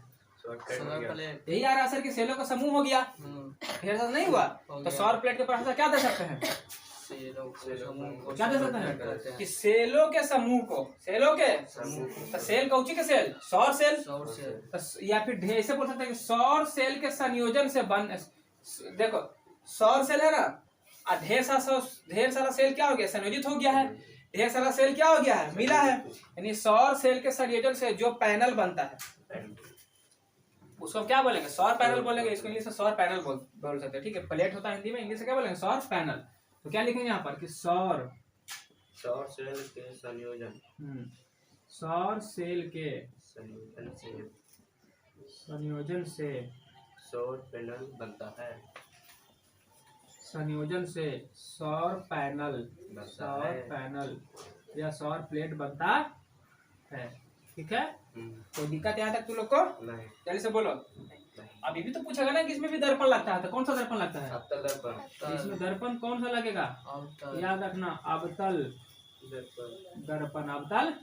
ऐसा सवाल कैसे पूछ सकता है? तो सवाल ऐसे पूछेगा बताओ कि सौर ऊर्जा को विद्युत ऊर्जा में कौन बदलता है? Solar plate. बोलना सोलर प्लेट। फिर पूछेगा सोलर प्लेट को बनाने में हम जिस उपधातु का प्रयोग करते हैं उस उपधातु का नाम बताइए। तो बोलिएगा सिलिकॉन। क्या बोलिएगा? सिलिकॉन। फिर पूछेगा कि सौर ऊर्जा कैसा स्रोत है? नवीकरणीय कि अनवीकरणीय? तो नवीकरणीय। फिर पूछेगा कि बताइए सौर सेल किसे कहते हैं? सौर प्लेट किसे कहते हैं? तो बोलना कि सौर सेल के समूह से बने प्लेट को सौर प्लेट कहते हैं। या फिर इसको जैसे हम लिखा उसे बोल देना कि सौर सेल के संयोजन से क्या बनता है? सौर पैनल बनता है। और इसमें अवतल दर्पण का उपयोग होता है, लेकिन ये थोड़ा खर्चीला होता है, बहुत ज्यादा खर्चीला होता है। इसलिए इसको आम लोग नहीं लगा सकते। हम लोग देखते हैं घर में छोटा सा बॉल जलाने के लिए इसी को प्लेट वाला आते हैं, सौर से प्लेट वाला 3000 रुपये दे देता है। अब बड़का को जब चट्टान लगाओगे, ऐसा प्लेट लगाओगे, हिलता है वो लगाओगे, तो समझ में आ रहा है कितना पैसा लगेगा तुम लोग का? बहुत पैसा लगेगा। ठीक है? हाँ, तो सौर सेल समझ में आया होगा, उम्मीद करते हैं आप लोग को। कोई दिक्कत यहाँ तक है? नहीं। अब इसके बाद तुम लोग हम पढ़ाएंगे जो मेन है। अब जो तुम लोग को पढ़ा रहे हैं वो मेन है, ध्यान समझना। ठीक है? तुम लोग को पढ़ाएंगे हम नाभिकीय ऊर्जा, न्यूक्लियर एनर्जी है ना। अब क्या पढ़ेगा तुम लोग? नाभिकीय ऊर्जा। इंग्लिश में क्या बोलते हैं? Nuclear energy. यानी नाभिकीय ऊर्जा हम कैसे प्राप्त करते हैं? नाभिकीय ऊर्जा कैसे प्राप्त करते हैं? नाभिकीय ऊर्जा प्राप्त करने के लिए भी 2 विधि। नाभिकीय ऊर्जा प्राप्त करने की कितना विधि है? 2 विधि। एक होता है नाभिकीय विखंडन, एक होता है नाभिकीय विखंडन, एक होता है नाभिकीय संलयन। क्या होता है? नाभिकीय विखंडन। और क्या होता है? नाभिकीय संलयन। ठीक है ना? इसको नाभिकीय संलयन।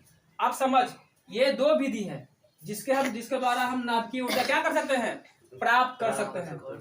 कोई दिक्कत है यहाँ तक? नहीं। अब यहाँ पर समझना बात को। नाभिकीय विखंडन किसे कहते हैं? जैसे कि देख, तुम नाम सुना, नाभिकीय मतलब नाभिक होगा, और किसी भी तत्व के नाभिक में क्या होता है? न्यूट्रॉन। पता है ना? किसी भी तत्व के नाभिक में क्या होता है? न्यूट्रॉन होता है। और यहाँ पर नाभिक का ही विखंडन हो रहा है। मतलब कुल मिला के हम कह सकते हैं कि विखंडन किसका हो रहा है? तो न्यूट्रॉन का हो रहा है। नाभिक का विखंडन, नाभिक में क्या है? न्यूट्रॉन है। यानी कुल मिला के कह सकते हैं कि नाभिक में इसमें नाभिकीय विखंडन में न्यूट्रॉन का विखंडन हो रहा है। कोई दिक्कत यहाँ तक है? नहीं। तो हम कह सकते हैं यहाँ पर, और विखंडन का मतलब क्या होता है? टूटना। विखंडन का मतलब टूटना। यानी कोई बड़ा सा नाभिक रहेगा, और नाभिक टूट जाएगा, और टूट के 2 या 2 से अधिक छोटे छोटे नाभिक में टूट जाएगा। तो उसको बोला कि नाभिकीय विखंडन हो गया। क्या हो गया रे? नाभिकीय विखंडन हो गया। तो इसको परिभाषा देना रहेगा तो तू लोग हमको लिखना पड़ेगा, लोग दे नहीं देगा। देखो बता देते हैं क्या लिखना। नाभिकीय विखंडन पूछेगा, नाभिकीय विखंडन किसे कहते हैं? नाभिकीय विखंडन किसे कहते हैं?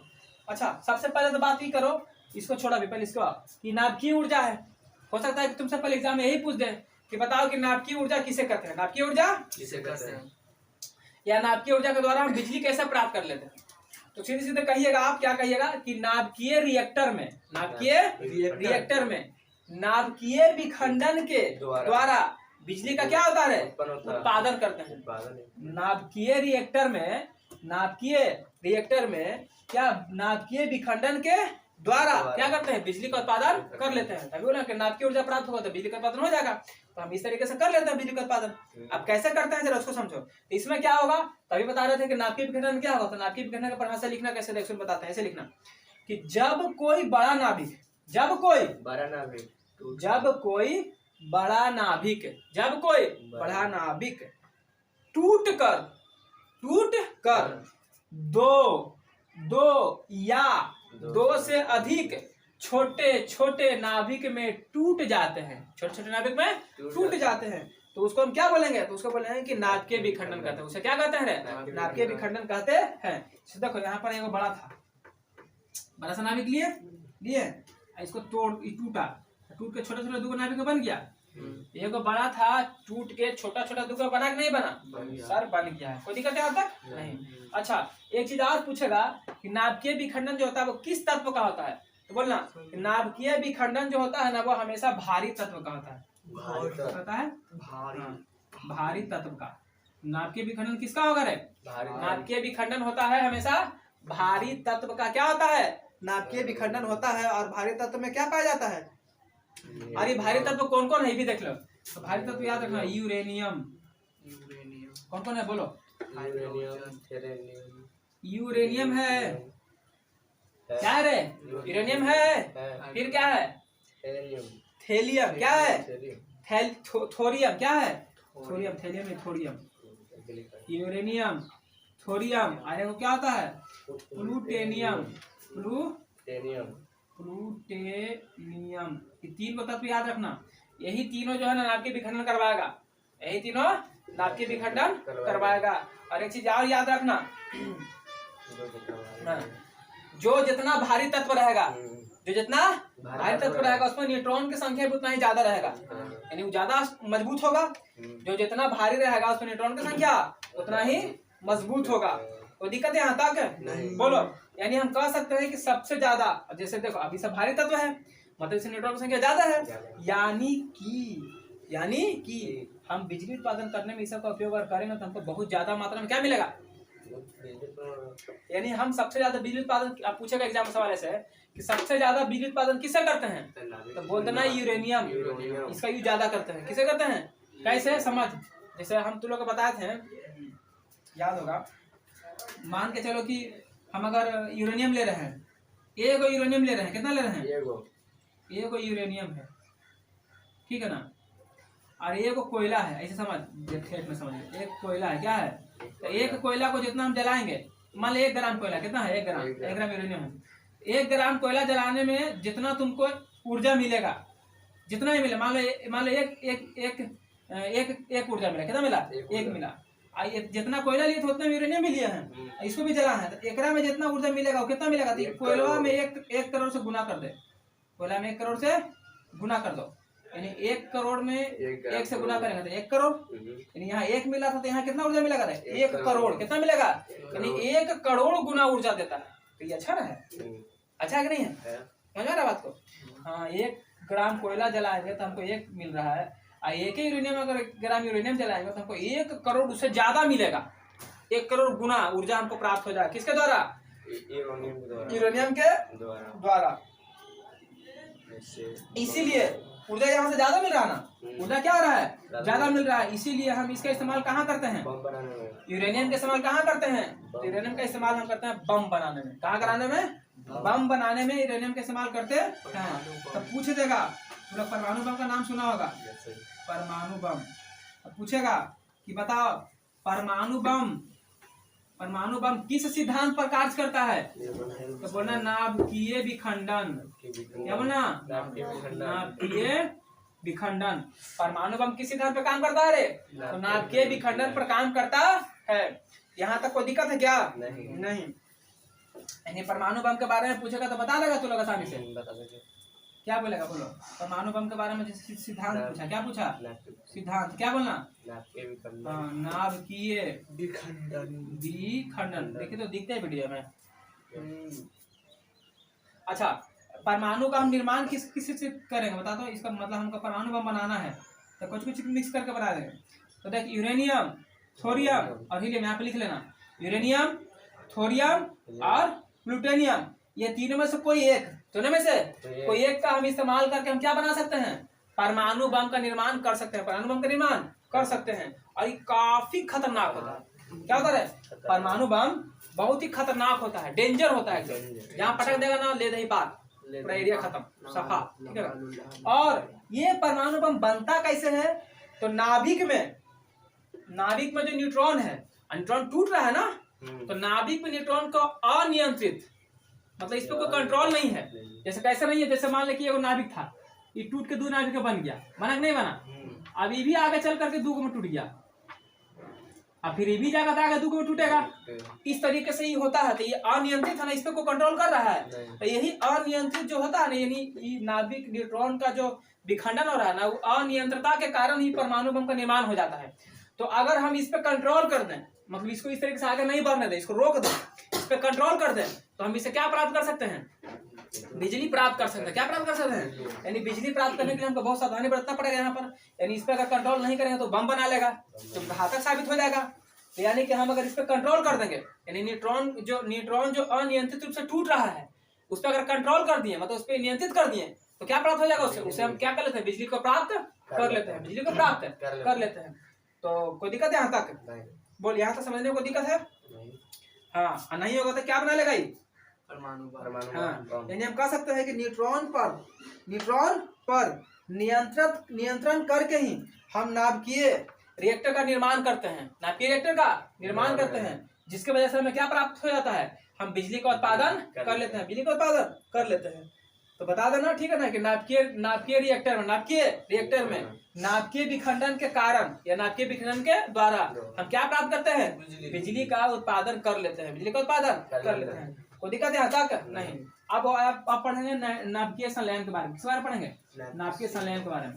तो देख, यहाँ पर तो दो को छोटा, एक बड़ा जो था वो टूट रहा था, दो को छोटा में टूट रहा था। एक में क्या होगा कि दो को छोटा मिल जाएगा, दो को या दो को से ज्यादा रहे, वो छोटा नाभिक क्या होगा? मिल करके एक बड़ा नाभिक बनाएगा। क्या बनाएगा? दो को छोटा मिलेगा, या दो से अधिक भी रह सकता है, आएगा एक बड़ा नाभिक क्या कर लेगा? ये बना लेगा। तो नाभिकीय संलयन का परिभाषा पूछेगा तो दे देगा? क्या देगा बता? बोलना कि जब कोई दो या दो से अधिक छोटे नाभिक मिलकर एक बड़े नाभिक का निर्माण करता है, तो उसको क्या बोलेंगे? नाभिकीय संलयन बोलेंगे। और नाभिकीय संलयन पर कौन काम करता है? यानी हम यहाँ पे पूछेगा कि जो हमारा सौर ऊर्जा है, जो हमारा सूर्य है, तो सूर्य को जो ऊर्जा प्राप्त होता है, ऊर्जा प्राप्त हो रहा है ना, तो सूर्य को जो ऊर्जा प्राप्त होता है वो किस वजह से हो रहा है? तो ये नाभिकीय संलयन की वजह से ही हो रहा है। कैसे हो रहा है? नाभिकीय संलयन के द्वारा। तो पूछेगा एग्जाम में सवाल कि सूर्य में जो ऊर्जा प्राप्त होता है वह किस विधि के द्वारा प्राप्त होता था? बोलना नाभिकीय संलयन विधि के द्वारा। कैसे? क्योंकि हमको पता है कि सर सूर्य में जो है ना, सूर्य में हाइड्रोजन है। क्या है? हाइड्रोजन है। और वहां पर जो हाइड्रोजन है, वहां पे दो का हाइड्रोजन रहता है, वो मिल जाता है। एक हाइड्रोजन दो मिला, अब मिल करके हीलियम का निर्माण कर लेता है। कुछ बना लेता है, यानी दो का हाइड्रोजन मिल करके हीलियम बनाता है, जिसके वजह से उसको क्या होता है? एनर्जी मिलता है, ऊर्जा मिलता है। तो यहाँ पर संयोजन हो रहा है ना। देख, दो को छोटे मिलकर संयोजन किया, एक बना लिया, दो को मिलकर एक बनाया, मतलब दो को बड़ा बना, दो के बराबर एक बना तो बड़ा बनेगा ना। तो यहाँ पर नाभिकीय संलयन क्या होगा? नाभिकीय संलयन के द्वारा सूर्य को ऊर्जा प्राप्त होता है। अब यहाँ पर पढ़ा था परमाणु बम ना, आइए को यहाँ पर होता है हाइड्रोजन बम। हाँ, यहाँ पर हाइड्रोजन का संयोजन होता है। क्या होता है? Hydrogen bomb. तो ये भी पूछा गया एग्जाम सवाल कि हाइड्रोजन बम किस सिद्धांत पर काम करता है? क्या बोलना? हाँ, नाभिकीय संलयन पर। किस पर है? नाभिकीय संलयन पर। लेकिन अगर पूछेगा परमाणु बम किस पे काम करता है तो कहना नाभिकीय विखंडन, फंसना मत। परमाणु बम पूछेगा तो नाभिकीय विखंडन, और हाइड्रोजन बम पूछेगा तो नाभिकीय संलयन। याद रखेगा, ठीक है ना। तू लोग को क्लास अगर अच्छा लग रहा है तो लाइक करो, शेयर करो, सब्सक्राइब करो, करता नहीं है तू लोग, ठीक है ना। शाम संडे को लाइव आते हैं, ठीक है ना। नीचे ग्रुप व्हाट्सएप ग्रुप का लिंक मिलेगा, वहां से जुड़ जाओ ताकि नोटिफिकेशन मिलता रहेगा। क्लास कितना बजे लगेगा अभी टाइम फिक्स नहीं किया, बता देंगे, ठीक है ना। ऐसे सुबह 7 बजे होता है, लेकिन शाम के लिए बोल रहा है 4 बजे। तो देखते हैं क्या होता है, तो लोग ज्वाइन करो उसको, ठीक है ना। व्हाट्सएप ग्रुप से जुड़ जाना, नया तो सब्सक्राइब करो, दोस्त लोग को शेयर करो, 10वीं क्लास के बच्चे को तो भेजो। तो हाइड्रोजन बम नाभिकीय संलयन और परमाणु बम नाभिकीय ऊर्जा। कोई दिक्कत? अच्छा ये बताओ, सबसे ज्यादा ऊर्जा किसमें प्राप्त होगा, नाभिकीय विखंडन से कि नाभिकीय संलयन से? संलयन से। देखो सूरज है ना, नाभिकीय संलयन को ऊर्जा प्राप्त करता है, कितना ऊर्जा है, कितना दूर बैठल है, लेकिन फिर भी हमको कितना गर्मी देता है। तो इसलिए सबसे ज्यादा जो ऊर्जा प्राप्त होगा वो नाभिकीय संलयन। किसे? नाभिकीय संलयन से। अच्छा याद रखना कि सब कौन सा ऊर्जा प्राप्त करने के लिए हमको सबसे ज्यादा ताप देना पड़ेगा, नाभिकीय विखंडन या नाभिकीय संलयन? तो नाभिकीय संलयन सबसे ज्यादा ऊर्जा कौन दे रहा है? जब ऊर्जा अगर ही दे रहा है तो इसी को ताप चाहिए, जो कि पृथ्वी पर संभव नहीं है, नहीं है। सूरज पर जाना पड़ेगा। पॉसिबल है? सूरज पर जाएंगे तब ना पॉसिबल है। पॉसिबल नहीं है। यानी पूछेगा एग्जाम में कि कौन सा ऊर्जा प्राप्त करने के लिए, कौन सा ऊर्जा प्राप्त करने के लिए आपके अधिक ताप की आवश्यकता होती है, तो बोलना नाभिकीय संलयन। क्या बोलना? नाभिकीय संलयन। और भी पूछेगा सबसे ज्यादा ऊर्जा किससे प्राप्त होता है, तो बोलना नाभिकीय संलयन। कोई दिक्कत है यहाँ तक? नहीं। अब यहाँ पर कुछ कुछ नाभिकीय स्थान है जो हम तुमको बताते हैं, इसको जल्दी से छाप लो, ठीक है ना। कुछ कुछ नाभिकीय रिएक्टर है जो बनाया गया है ना, भारत में। मुख्य रूप से कुछ कुछ है जो लिखा देते हैं, जो पूछता है एग्जाम में। लाइक शेयर करो तो लोग, सब्सक्राइब भी कर लेना। चलो ध्यान दो, देखो तो लोग नाभिकीय ऊर्जा के बारे में पढ़ लिया, नाभिकीय रिएक्टर पढ़ा दिए हैं। तो देख, जो नाभिकीय रिएक्टर में नाभिकीय विखंडन के द्वारा जो हम क्या करते हैं, बिजली को उत्पन्न कर लेते हैं, प्राप्त कर लेते हैं। लेकिन उसमें हम बोले थे नाभिकीय रिएक्टर में कौन कौन सा भारी तत्व का इस्तेमाल करते हैं। भारी तत्व 3 को बताएं, कौन कौन? एक बताएं यूरेनियम। क्या बताएं? यूरेनियम। दूसरा बताते हैं थोरियम, और तीसरा बताते हैं प्लूटोनियम। प्लूटोनियम इसके द्वारा हम इस्तेमाल करते हैं, यूज करते हैं, और परमाणु बम बनाने में कोई तीनों में से कोई एक हो, ठीक है। अब भारत में कुछ नाभिकीय रिएक्टर का कुछ, जहाँ पे नाभिकीय रिएक्टर के द्वारा बिजली प्राप्त किया जाता है, ठीक है ना। भारत में कुछ नाभिकीय रिएक्टर है, संस्थान है जहाँ तुमको देखना होगा। कहाँ कहाँ देखते हैं? सबसे पुराना जो है ना महाराष्ट्र का है, महाराष्ट्र में है, उसका नाम है तारापुर। तारापुर नाभिकीय रिएक्टर पूछेगा तुमसे एग्जाम में सवाल कि तारापुर नाभिकीय रिएक्टर कहाँ है, तो बोलना महाराष्ट्र में, ठीक है ना। फिर पूछेगा रावत भाटा या राणा प्रताप नाभिकीय रिएक्टर कहाँ है, तो बोलना, याद करना आसान है, सब रहे से देख, रा रा रा रा रा रा रा से रावत, रा से राणा, रा से राजस्थान में। काकड़ा पारा नाभिकीय रिएक्टर कहाँ है? गुजरात। नरौरा कहाँ है? यूपी। कहाँ है? यूपी। कुडनू कलम या कलपक्कम पूछेगा, कलपक्कम नाभिकीय रिएक्टर कहाँ है, तो बोलना तमिलनाडु। कहाँ बोला रे? तमिलनाडु। को दिक्कत है तक इसमें से जो है ना कुछ पॉइंट याद रखना। जैसे मुख्य रूप से ये वाला तो कुछ पूछा हुआ भी है, जैसे नरौरा के बारे में पूछ दिया है, तारापुर, ऐसे सब। ये तो ज्यादा नहीं है ना, 4-5 तो रट जाना पूरा, ठीक है ना, रट जाना। बाकी जो पूछा बता दिया है। अब हम इसके बारे में पढ़ेंगे। लास्ट पॉइंट है जीवाश्म ईंधन। उस लोग को पता है कि ईंधन तो बहुत सारा है, हम लोग कोयला भी जलाते तो ईंधन है, लकड़ी भी ईंधन है, गोईठा उपला ईंधन है, ये है जीवाश्म ईंधन, ये भी ईंधन है। लेकिन ये ईंधन जमीन के अंदर से प्राप्त करते हैं। क्या करते हैं? जमीन के अंदर से प्राप्त। जैसे तुम लोग क्या देखते, कोयला जमीन के अंदर से आता है, जीवाश्म ईंधन में आ जाएगा। पेट्रोल, डीजल जीवाश्म ईंधन में आ जाएगा, ठीक है ना। अब यहाँ देख, लाखों करोड़ों वर्ष पहले पृथ्वी पर, बहुत समय साल पीछे चल जाओ, लाख करोड़ वर्ष पहले चल जाओ, तो तू लोग देखा होगा कि बहुत बार भूकंप आया होगा। तो पहले बहुत ज्यादा मात्रा में जंगल था, पेड़ पौधा था उसमें, है ना। वो पेड़ पौधा जमीन के अंदर धंस गया होगा, और लाखों करोड़ वर्ष तक जमीन के अंदर धंसा रहा। अब जमीन के अंदर गर्मी है, प्रेशर है, बहुत ज्यादा दाब है ना, बहुत ज्यादा उष्मा है, जिसके वजह से वो दब करके कुछ सड़ के गल के जो पेड़ पौधा था ना, वो कोयला का रूप ले लिया है। और जो भी जीव था, जिसमें कुछ मानव भी होगा, कुछ जानवर भी होगा, कुछ भी जीव हो, वो सब क्या बना लिया? पेट्रोलियम। क्या बना लिया? पेट्रोलियम। और उसी उससे जो प्राप्त हुआ ना ईंधन, उसी को बोलते हैं जीवाश्म ईंधन। तो ये क्या बोलता है कि लाखों करोड़ों वर्ष पहले पृथ्वी पर भूकंप आने के कारण जीव जंतु पेड़ पौधे पृथ्वी के अंदर दब जाता था और बाद में वही कोयला पेट्रोलियम प्राकृतिक गैस में बदल गया, जिसे ही क्या कहते हैं? जीवाश्म ईंधन कहा जाता है। कोई दिक्कत? अच्छा बताओ कि ये जीवाश्म ईंधन जो अभी तुम हम नाम लिए यहाँ पर, क्या? पेट्रोलियम, प्राकृतिक गैस, कोयला, जमीन के जो अंदर से प्राप्त हो रहा है हमको, ये कैसा ऊर्जा का स्रोत है? पूछ देगा कि जीवाश्म ईंधन कैसा ऊर्जा का स्रोत है? नवीकरणीय या अनवीकरणीय? तो बोलेंगे अनवीकरणीय। इसको दोबारा प्राप्त कर सकते हैं? नहीं कर सकते हैं, लेकिन बहुत लंबा समय लगेगा, लाख करोड़ों वर्ष लगेगा। तो ये हो गया अनवीकरणीय। अब अनवीकरणीय ऊर्जा का स्रोत है ना, अनवीकरणीय स्रोत है। अच्छा, अनवीकरणीय को किस नाम से जानते हैं? परंपरागत। ऐसा परंपरागत। अच्छा, जब जीवाश्म ईंधन जलता है ना तो इससे भी प्रदूषण होता है, लेकिन इससे प्रदूषण दो तरीके का होता है। कैसा होता है? दो तरीके से। यानी ये मुख्य रूप से दो तरीके से प्रदूषण फैलाएगा। एक में क्या होगा कि CO2 गैस निकालेगा, और एक में NO2 निकालेगा, या फिर SO2 निकालेगा। क्या निकालेगा? SO2। अब जरा सा NO2 और SO2 को समझो, ये क्या करता है? पोल्यूशन हो रहा है तो तुमको पता है कि हमारे यहाँ पानी गर्म होता है, भाप बनता है, ऊपर जाता है, बादल पे जमा रहता है, फिर बारिश होता है ना। तो जब बारिश ऊपर से होगा, तो ये वायुमंडल में कौन बैठा हुआ है? तो जल रहा है, तो SO2 NO2 बैठा है।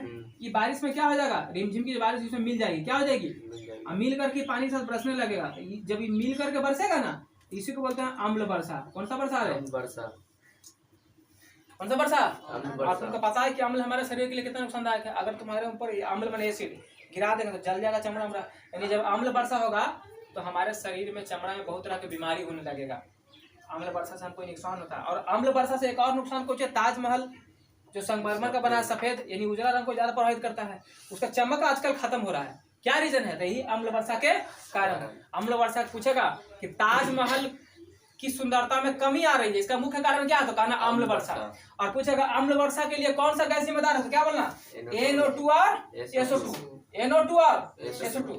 कोई दिक्कत है? यानी यही दोनों मिल करके क्या करता है? ये दोनों मिल करके अम्ल वर्षा करवाता है। क्या करवाता है? अम्ल वर्षा यही दोनों मिलकर करवाता है। कोई दिक्कत यहाँ तक? और वर्षा के कारण ही हमारे त्वचा में क्या हो जाएगा? बहुत तरह का यानी त्वचा संबंधी रोग हो जाएगा, यानी त्वचा बीमारी। समझ जाना तू लोग? त्वचा बीमारी का मतलब त्वचा संबंधित क्या हो जाएगा? बीमारी। और पॉइंट यहीं पर दे देते हैं, ताजमहल की सुंदरता में कमी, या फिर ताजमहल के जो संगमरमर है उसके रंग में क्या होगा? उदासी आ गया है, तो निखार में कमी आ गया है ना। तो किसके वजह से? अम्ल वर्षा के कारण। पूछेगा कि बताओ अम्ल वर्षा के लिए कौन सा गैस जिम्मेदार है? तो बोलना NO2 और SO2 दोनों जिम्मेदार है। पूछेगा कि बताओ बारिश में क्या मिल जाने से अम्ल वर्षा होने लगता है? तो बोलना NO2 और SO2। अम्ल वर्षा के कारण क्या हो सकता है? तो त्वचा संबंधी रोग हो सकता है। और क्या? ताजमहल का रंग फीका पड़ रहा है, क्यों? कहना अम्ल वर्षा के कारण। अब क्या करता है? CO2 को करता है।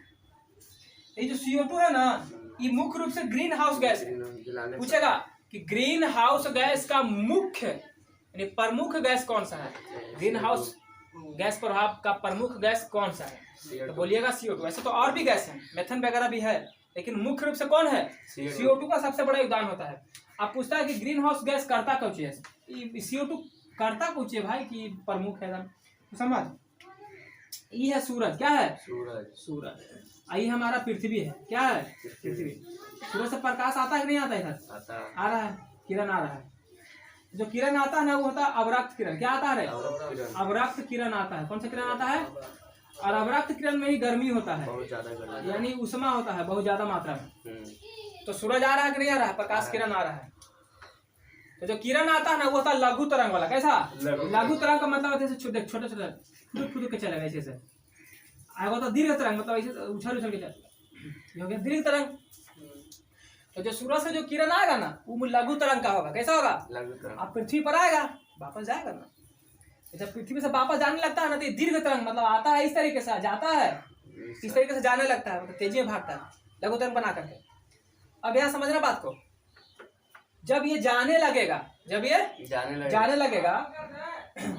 तो जाने लगेगा ना, तो वायुमंडल में कुछ है CO2 बैठल है, तो इन्हें से जब वापस जाने लगेगा ना, ये कौन किरण दीर्घ तरंग वाला, जब वापस जाने लगेगा CO2 कुछ कहेगा कि इधर आने का नहीं, वापस फिर से उधरे जाने का। मतलब तुम आ तो गया पर वापस तुमको जाए नहीं देंगे। और जैसे ही उठा तो CO2 इसको उठा के पटक दिया नीचे, फिर वापस भेज दिया। जैसे ही वापस भेजा वापस भेज दिया। इसमें होता है गर्मी, यहाँ पर क्या हो जाएगा, गर्मी बढ़ जाएगा, इसीलिए बहुत ज्यादा गर्मी होने लगता है। इसलिए तो लोग बोलते हैं क्लास में हल्ला कम करो, ज्यादा मुंह से CO2 निकालता है, गर्मी बढ़ा देगा। सब CO2 यहाँ पर CO2 बढ़ जाएगा ज्यादा मात्रा में, जो किरण आ रहा है वापस जाने नहीं देगा उसको, यहाँ पर गर्मी बढ़ा देगा, हीट बढ़ा देगा, इसलिए हल्ला करेगा तो लोग। अब समझ, तो इसको हम क्या परिभाषा दे सकते हैं? परिभाषा दे सकते हैं कि ग्रीन हाउस गैस प्रभाव के लिए CO2, ग्रीन हाउस गैस प्रभाव के लिए CO2 सूर्य से आने वाली लघु सूर्य से आने वाली लघु तरंग दैर्घ्य, सूर्य से आने वाली लघु तरंग दैर्घ्य अवरक्त किरणें, लघु तरंग दैर्घ्य अवरक्त किरणें पृथ्वी पर आती है, पृथ्वी पर आती है। और पृथ्वी पर आने के बाद क्या होता है कि वह पुनः परिवर्तित होकर, मतलब क्या, पृथ्वी से बाहर दीर्घ तरंग वाली अवरक्त किरणें पृथ्वी से बाहर जो जाने लगता है तो उसको जाने नहीं दिया जाता है। उसको क्या CO2 के द्वारा क्या कर लेता है, CO2 के द्वारा परिवर्तित कर करके वापस को कहाँ भेज देता है, पृथ्वी पर भेज देता है। और इसी प्रभाव को क्या करते हैं, ग्रीन हाउस गैस प्रभाव कहते हैं। और इसके लिए जिम्मेदार कौन सा गैस होता है, तो CO2। तो बस यही चीज को छाप देना खाली, क्या, ग्रीन हाउस गैस प्रभाव के रूप में CO2 सूर्य के आने वाले लघु तरंग दैर्घ्य वाली किरण, ये इसको अवरक्त किरण लिख सकते हैं, लघु तरंग दैर्घ्य वाली किरण पृथ्वी पर आती है, लेकिन पृथ्वी के द्वारा उत्पन्न, अच्छा दूध लिखा गया, पृथ्वी के द्वारा उत्पन्न दीर्घ तरंग दैर्घ्य वाली किरण को पृथ्वी से बाहर लौटने नहीं देता है। कौन, CO2 यहाँ रोक रहा है ना, लौटने नहीं देता है, बल्कि उसे परिवर्तित करके, देख वापस उसको भेजा कि नहीं भेज रहा ना, बल्कि उसे परिवर्तित कर करके पुनः पृथ्वी पर लौटा देता है, पुनः पृथ्वी पर क्या करता है, लौटा देता है। और इसी प्रभाव को ग्रीन हाउस गैस प्रभाव कहते हैं। और ग्रीन हाउस गैस प्रभाव के लिए जो जिम्मेदार गैस है वो कौन है, तो CO2 कौन है रे, CO2 गैस है। कोई दिक्कत है यहाँ तक, इसको लिख देना, तुमको 2 से 3 नंबर आराम से मिल जाएगा, समझ में आ गया। और सूर्य से जो किरण आता है, कैसा किरण, अवरक्त किरण आता है, और इसमें सबसे ज्यादा गर्मी होता है। तो चैप्टर हो गया खल्लास, ठीक है ना। और तुम लोग का क्लास कैसा लगा, लाइक करके बताना, कमेंट करके बताना, नीचे कमेंट जरूर करो, कमेंट नहीं करता तो लोग अच्छा नहीं लगता। और सब्सक्राइब कर लो यार, सब्सक्राइब करो और सब्सक्राइबर बढ़ाओ। और हम कोशिश करेंगे तुम लोगों को कि थोड़ा सा कंपटीशन वगैरह बच्चे के लिए जो करंट अफेयर होता है ना डेली का, उसके लिए हम भी वीडियो डालेंगे अब, ठीक है ना। तो देखते हैं क्या होता है। फिर आप लोग ग्रुप में जुड़ जाइए, वहाँ नोटिफिकेशन मिलेगा, वहाँ लिंक सब चीज़ का डालते हैं, और जो बात होता है उसमें बताते रहते हैं। तो वहाँ से जुड़े रहिए, आपको नोटिफिकेशन वगैरह मिलता रहेगा, ठीक है। चलो शेयर कर देना तुम लोग उतार ले इसको।